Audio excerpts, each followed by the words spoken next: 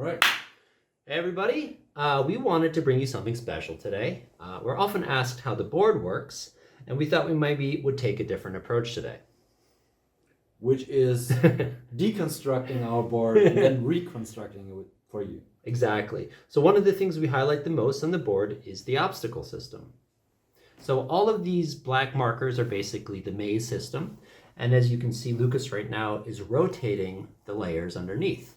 This is awesome, obviously, because each time you play the game, it's different. And we, as designers, have a lot of playroom on how to design really, really cool scenarios for battles and puddles,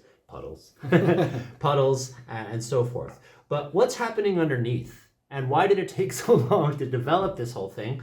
So we wanted to show you a little bit. Exactly. So let's start with deconstructing the top board, which is basically the abstract map of the world you are playing in. Deconstruction as well as construction is pretty easy. Everything is compiled of big puzzle pieces. Just simply click together and onto the centerpiece, which is the axis that everything is rotating around. Here, basically, you see the maze creator engine, which is a transparent layer and an opaque layer. Let's talk a little bit about these layers real quick, because you'll notice here that there's different angles on these puzzle pieces. One of the biggest challenges, actually, when we first started, is that these layers would catch, and that is really, really annoying. So I think it was some materials engineer we talked to eventually, and he said, hey, look, all you have to do is have different angles on these layers so that the catching points are only very small at any given time, and they don't overlap at the same time. So that helped us a lot with the rotating layers. The rotating layers are easily deconstructible, as well as constructible, as well as the bottom board. Everything is compiled of like 4 big puzzle pieces, right? There's another magical and very important factor. Disregard the white spots here for a little bit, as this is our prototype version. But you see these little bumpers here, which every player has to stick on with a double-sided tape for the first time. So when you set up this entire game, you get like 36 little stickers. You have to put them on here. These create a little room of like 1 millimeter underneath the first rotating layer. And this generates a super smooth rotating effect for our layers. Yeah, originally this piece of acrylic right on the cardboard, it just created a lot of friction. So sometimes it was a bit stiff to move. And it got stuck here yeah, as well. Exactly. There was some catching. So this was a great solution of just adding a little bit of clearance and space. And since then, the issue has really gone away. We're super happy with it. So you kind of look at this centerpiece here, right? Why is this so important? Well, basically, we needed a design, right, that would be the centerpiece for these rotating sections, but also hold the top board in place. And when we build it back up, you'll see. But that's why it's so important to have a piece like this. And you kind of maybe can catch the angle here, where these little nubs here sticking out hold the top piece in place. The centerpiece also holds all 4 corner pieces and is the center rotating point for the rotating pieces. So this piece right here was probably one of the biggest steps that we had in terms of the board design. Totally, yeah.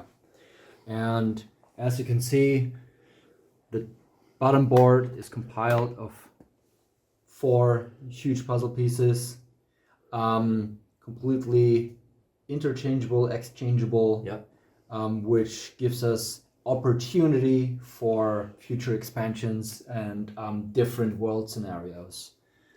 Great, now let's put it back together. So you get the box for the first time and you've glued on your pieces here, and now we want to construct it. We want to make it as simple, or we call it stupid proof, because I have messed it up so many times. So obviously we have this 1-to-1, 2-to-2, you match up the sections, but the position of the center board, the centerpiece is important. We have a red marker here and a red marker on the center board. These just go together and this thing clicks in with the right configuration of these ankles. These ankles are different because of the avoidance of catch in the construction. Yeah, so now we're going to put on the bottom rotating layer, and this is, of course, the obstacles that you're seeing. Now we have this kind of symbol system. You just match them up. I think we're going to have one more update on them to make them even more straightforward.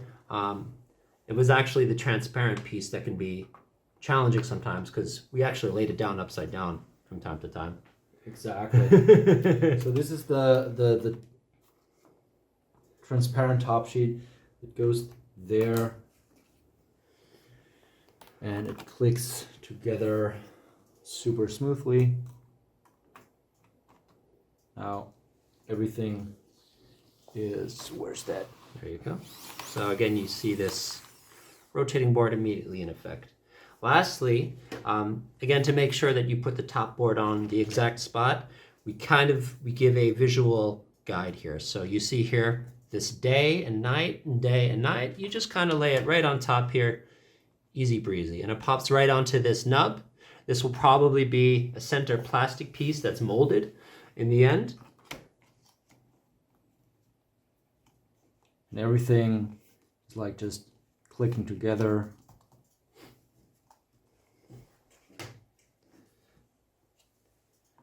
And as Lucas is doing this again, just imagine you have this core game engine here.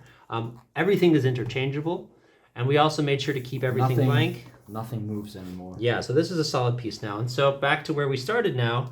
Now we have this rotating board system, which allows for all that free movement on the middle layers.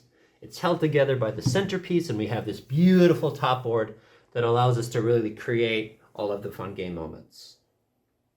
That's it. If you have any questions left, let us know in the comment section. Yep, thanks guys. Have a good one. And